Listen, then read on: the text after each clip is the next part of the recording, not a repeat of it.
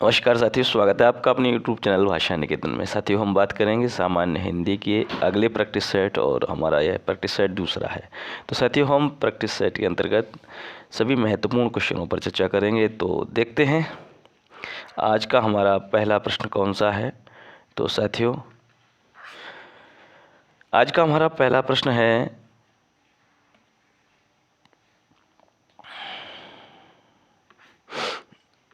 फूल खिले कलियां मुस्काई में अलंकार। फूल खिले कलियां मुस्काई में अलंकार बताना है। रूपक अलंकार या कि आपका उत्प्रेक्षा अलंकार या श्लेष अलंकार या मानवीकरण अलंकार। बताइए, फूल खिले कलियां मुस्काई में अलंकार कौन सा है। पहला प्रश्न है हमारा।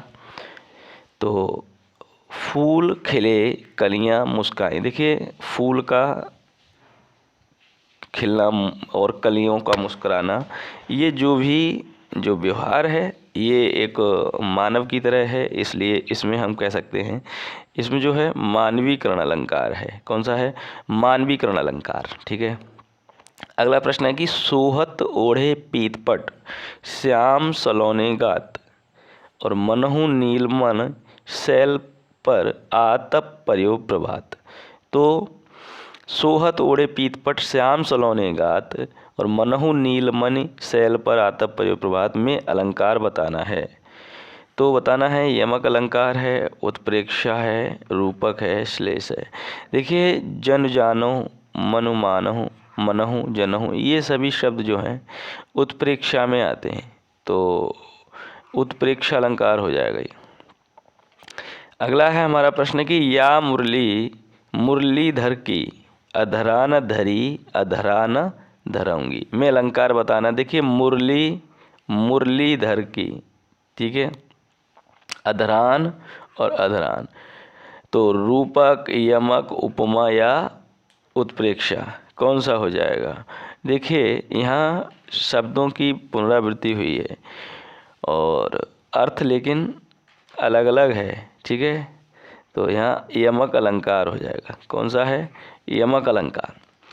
नदियाँ जिनकी यशधारा सी बहती है अब भी निशिबासर, आपको बताना है अलंकार। श्लेष है, उत्प्रेक्षा है, रूपक है या उपमा। देखिए, सा सी से सरे समान, ये सभी वाचक जो शब्द हैं, ये सभी वाचक शब्द आपके उपमा अलंकार में आते हैं। तो उपमा के कहें तो 4 भेद हैं, तो उनमें से कौन कौन से हैं? उपमान, उपमेय, साधारण धर्म और वाचक शब्द। तो सा सी से उसी में आता है।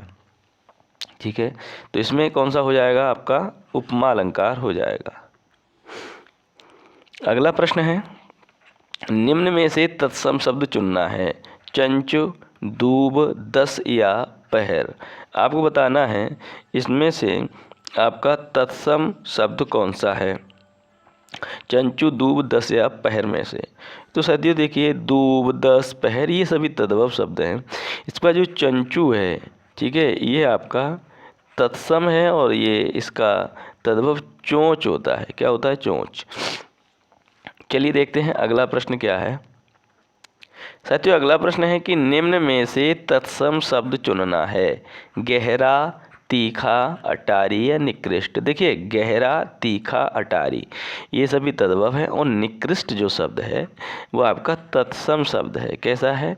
तत्सम शब्द है। ठीक है, और निम्न में से तद्भव शब्द बताना है। तो मुँह, कोकिल, फाल्गुन और भिक्षा। आपको देखिए तद्भव बताना है अब। तो मुँह, कोकिल, फाल्गुन। देखिए, कोकिल, फाल्गुन और भिक्षा ये सभी शब्द आपके कैसे हैं?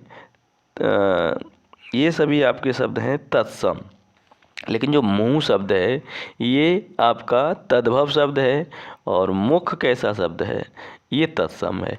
निम्न में से तद्भव शब्द चुनना है। तद्भव, कृत्य, प्रमोद, घोड़ा या पर्यटन। देखिए, पर्यटन, प्रमोद और कृत्य ये शब्द कैसे हैं? तत्सम हैं। ये कैसे हैं? तत्सम हैं। और आपका जो घोड़ा है ये कैसा शब्द है? तद्भव है। घोड़ा का क्या होता है? तत्सम, घोटक होता है। क्रोध का विलोम शब्द बताना है। क्रोध का विलोम शब्द कृपा, आशीर्वाद और क्षमा और सहयोग। क्रोध का आपको विलोम बताना है, विपरीतार्थी बताना है। बताइए क्रोध। तो देखिए क्रोध का जो आपका विलोम होता है वो कौन सा होता है? क्षमा। जब आपको क्रोध आए उस समय आप क्या करें? क्षमा करें। तो यही हुआ आपका विलोम शब्द। क्रोध का विलोम होता है क्षमा।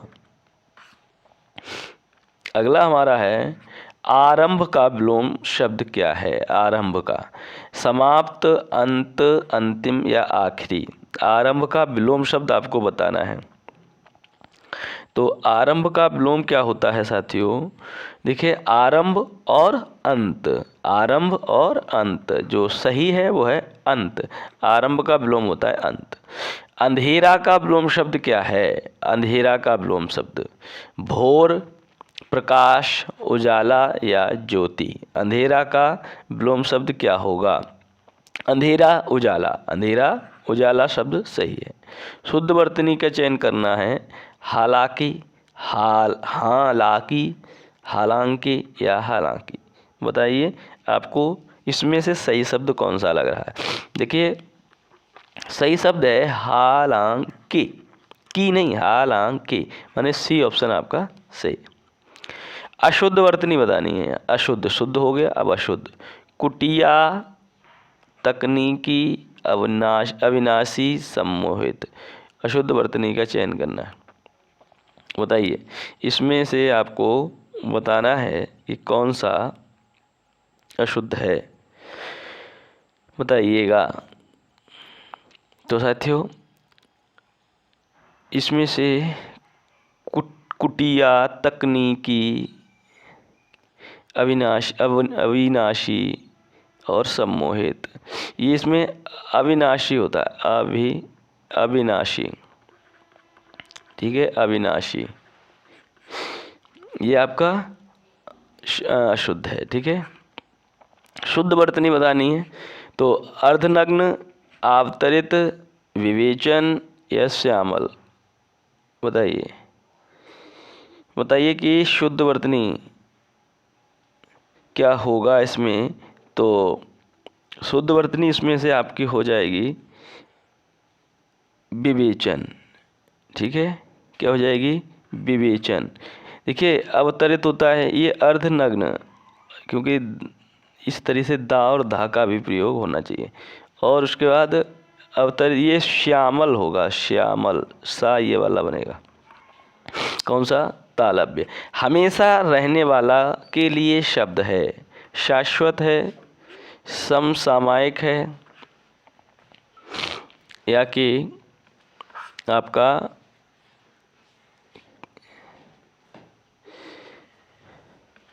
इसमें ऑप्शन इसमें कम है। हमेशा रहने वाले के लिए एक शब्द आपको बताना है। हमेशा जो रहे उसके लिए एक शब्द क्या हो जाएगा? शाश्वत कहते हैं उसे। क्या कहते हैं? शाश्वत ही कहते हैं। अगला प्रश्न हमारा जो किसी की ओर से है, वाक्यांश के लिए एक शब्द। जो किसी की ओर से है, प्रहरी, प्रतिनिधि, मेहमान या अभिनेता। जो किसी की ओर से है, तो साथियों जो किसी की ओर से है उसके लिए हम कहते हैं प्रतिनिधि कहते हैं। क्या कहते हैं? प्रतिनिधि। चलायमान रहने वाली संपत्ति, वाक्यांश के लिए एक शब्द। चलायमान, चल संपत्ति, अविचल संपत्ति, अचल संपत्ति, अस्थिर संपत्ति। बताइए चलायमान संपत्ति, तो चल संपत्ति कहते हैं उसे। क्या कहते हैं? चल। खर पर्यायवाची शब्द है। रावण, कुंठित, गधा या मूर्ख का। खर, खर माने क्या है? तो खर साथियों हम कहते हैं खर का पर्यायवाची क्या है? गधा है। दर्प का पर्यायवाची क्या होगा? तिरस्कार, अहंकार, गर्व या स्वाभिमान। तो दर्प का पर्यायवाची शब्द है क्या है? गर्व। दर्प का पर्यायवाची शब्द क्या हो जाएगा आपका? दर्प का पर्यायवाची क्या हो जाएगा? अहंकार, घमंड। ठीक है, माफ करें, घमंड हो जाएगा। दुहिता का पर्यायवाची क्या होगा? दुहिता का पर्यायवाची आपगा, गृहिणी, पतिव्रता या पुत्री। देखिए दुहिता माने होता है धिया पुत्री, ठीक है, बेटी तो पुत्री हो जाएगा। अगला प्रश्न है, पृथ्वीराज रासो किसकी रचना है? सरल सा प्रश्न है। जयदेव, चंद्रवरदाई, केशवदास या भगवती चरण वर्मा? तो किसका है ये? तो साथियों ये है चंद्रवरदाई की रचना है पृथ्वीराज रासो। त्रिशंकु किसकी रचना है? त्रिशंकु सच्चिदानंद अग्गे, राजेंद्र प्रसाद, रामचंद्र शुक्ल या महादेव वर्मा? त्रिशंकु किसकी रचना है? तो साथियों त्रिशंकु है सच्चिदानंद हीरानंद वात्सायन अग्गे की रचना है त्रिशंकु, ठीक है। अगला प्रश्न है कि भारतीय शब्द का बहुवचन क्या होगा?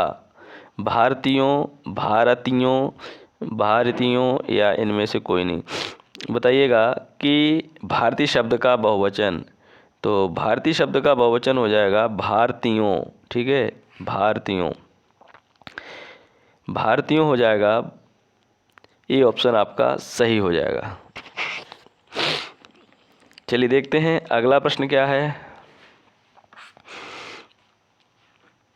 अगला प्रश्न है, कौन सा शब्द बहुवचन है? माता, प्राण, लड़का या किताब? देखिए इसमें से सरल सी बात है, जो प्राण शब्द है ये बहुवचन शब्द है। शुभेक्षु का समानार्थक क्या है? शुभचिंतक, हितैषी, शुभाकांक्षी और परोपकारी। शुभेच्छु का आपको समानार्थी बताना है। शुभेच्छु का समानार्थी क्या होगा? शुभाकांक्षी, ठीक है, शुभ की आकांक्षा रखने वाला या शुभ की इच्छा रखने वाला। सरणी का समानार्थक क्या होगा? नाव, मार्ग, रस्सी या सूची? नाव, मार्ग, रस्सी या सूची क्या हो जाएगा? सरणी का आपका समानार्थक, सरणी का समानार्थक क्या हो जाएगा? तो सरणी का हो जाएगा सूची हो जाएगा। अनुरक्ति का समानार्थी शब्द क्या है? अनुरक्ति का प्रेम, आसक्ति, वात्सल्य, अभिलाष। तो अनुरक्ति और आसक्ति ये समानार्थी शब्द हैं। और आपका अगला प्रश्न है कि अक्ल पर पत्थर पड़ना मुहावरे का अर्थ है? प्रतिभावान होना, बुद्धिमान होना, बुद्धिभ्रष्ट होना, मूर्ख होना? बताइए अक्ल पर पत्थर पड़ना, इसका आपका क्या हो जाएगा सही जवाब? तो साथियों इसका हो जाएगा अक्ल पर पत्थर पड़ने का मतलब है बुद्धि भ्रष्ट होना, ठीक है। अगला प्रश्न है, अरण्य रोदन मुहावरे का अर्थ है? अरण्य रोदन विरह गीत, बेसुरा गायन, निष्फल निवेदन या निरर्थक? अरण्य रोदन, तो साथियों अरण्य रोदन माने निष्फल निवेदन, माने जिसका कोई फल ना मिले ऐसा निवेदन करना अरण्य रोदन कहलाता है। अग्नि परीक्षा देना मुहावरे का अर्थ बताइए? अग्नि परीक्षा देना कठोर तप देना, साहसपूर्वक सामना करना, दृढ़ निश्चय करना, कठिन परिस्थिति में पड़ना। बताइए अग्नि परीक्षा देना। तो अग्नि परीक्षा देने का अर्थ क्या हो जाता है कि कठिन परिस्थिति में पड़ना, ठीक है। अगला प्रश्न क्या है? अगला प्रश्न है हमारा, आग लगनते झोपड़ा जो निकले सो लाभ। लोकोक्ति का अर्थ क्या है? आग लगनते झोपड़ा जो निकले सो लाभ। बहुत नुकसान हो जाए तो बचा हुआ भी व्यर्थ है, नुकसान होते होते जो बच जाए वही बहुत है, नुकसान हो जाए तो बड़ा कष्ट होता है, आग लगने पर सब नष्ट हो जाता है। बताइए इनमें से कौन सा ऑप्शन सही है? बताइए ए बी सी डी कौन सा सही हो जाएगा? तो साथियों सही जवाब आपका कौन सा है? नुकसान होते होते जो बच जाए वही बहुत है, माने आग लगनते झोपड़ा जो निकले सो लाभ। आ बैल मुझे मार लोकोक्ति का अर्थ क्या है? छेड़छाड़ करना, जानबूझकर मुसीबत में पड़ना, बलशाली के सामने वीरता दिखाना या कायर होते हुए भी बल का प्रदर्शन करना। सही जवाब क्या हो जाएगा? देखिए आ बैल मुझे मार माने जानबूझकर मुसीबत में पड़ना, ठीक है। अगला देखते हैं। अगला प्रश्न है हमारा, हिंदी में शब्दों का लिंग निर्धारण किसके आधार पर होता है? संज्ञा, सर्वनाम, क्रिया या प्रत्यय? हिंदी में शब्दों का लिंग निर्धारण किसके अनुसार किसके आधार पर होता है? तो सही जवाब आपका क्या है? लिंग निर्धारण किसके आधार पर होता है? तो संज्ञा के आधार पर होता है, ठीक है, नामों के साथ होता है। स्त्रीलिंग शब्द का चयन कीजिए। स्त्रीलिंग शब्द का चयन कीजिए। नृत्य, धर्म, कुटिया, दीपक, बताइए इसमें से कौन सा आपका स्त्रीलिंग है? तो जो शब्द है आपका कुटिया, ये कुटिया शब्द आपका कैसा है? स्त्रीलिंग है, ठीक है। उन्होंने हमें कुछ आवश्यक दिए। हिदायत, आज्ञा, निर्देश, उपदेश। हमें आवश्यक क्या दिए? आवश्यक क्या हैं? तो आवश्यक हैं कहें तो यहाँ निर्देश दिए। साहित्य जीवन की है अभिव्यक्ति, अतिवृष्टि, अभिवृत्ति या अनावृष्टि। साहित्य जीवन की क्या है? तो जो साहित्य जीवन की आपकी क्या कहेंगे उसको? अभिव्यक्ति है। धैर्यवान व्यक्ति विपत्ति में भी नहीं होता है। कैसा? अधीर, दुखी, चलायमान या विचलित। तो जो धैर्यवान व्यक्ति होता है वो मुसीबत में भी विचलित नहीं होता, ठीक है। डी ऑप्शन आपका सही है। तो साथियों ये हमारे रहे महत्वपूर्ण कुछ प्रश्न, और इन प्रश्नों में से आपने कितने सही किए आप कमेंट सेक्शन में बताइएगा। चैनल पर नए हैं तो प्लीज़ चैनल को सब्सक्राइब करें, और फिर मिलते हैं अगले सामान्य हिंदी के प्रैक्टिस सेट के साथ। धन्यवाद।